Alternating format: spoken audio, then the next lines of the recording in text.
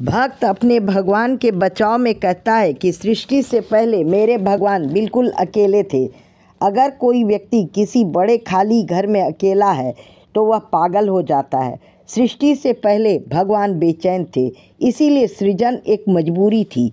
उन्होंने स्वयं को बहुगुणित करके सभी रूपों में रचना की। अब चूँकि उन्होंने सृष्टि आरंभ कर दी तो सोचते हैं कि जैसा चाहते हैं सोचते हैं वैसा रचते हैं।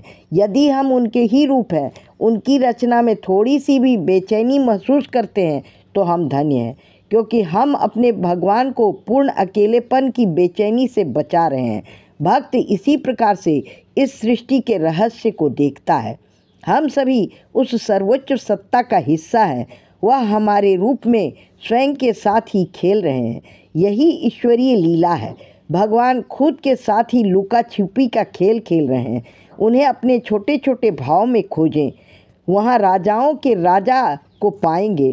वस्तुतः इस खोज का नाम ही साधना है। यदि आप भीतर नहीं तो आप बाहर जाना चाहते हैं, लेकिन आप कहाँ जाएंगे? क्योंकि वह तो इस ब्रह्मांड में हर जगह है, इस ब्रह्मांड को घेरे हुए हैं। आप उससे बाहर नहीं जा सकते। वह भीतर में है, बाहर भी हैं, आपके छोटे मैं में भी हैं और इस विराट ब्रह्मांड में भी हैं। वही एक इकाई है जो सभी रूपों में व्याप्त हैं। भगवान का चिंतन करने से मनुष्य भय आदि सभी प्रकार के बंधनों से मुक्त हो जाता है, और जो बंधनों से मुक्त होता है वह स्वयं भगवान है। उसको जानना, उसका होना, साधना, स्वयं को उसमें स्थापित करने और एकल इकाई बनने का तरीका है।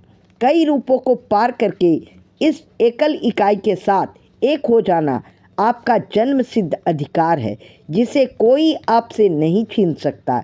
इसीलिए उसके साथ एक होने के अपने रास्ते से भी इस तरह बाधाओं को दूर कर सकते हैं। किसी से डरे नहीं, प्रभु आपके साथ हैं। वह आपका मार्गदर्शन करेंगे, जीत आपकी तय करेंगे।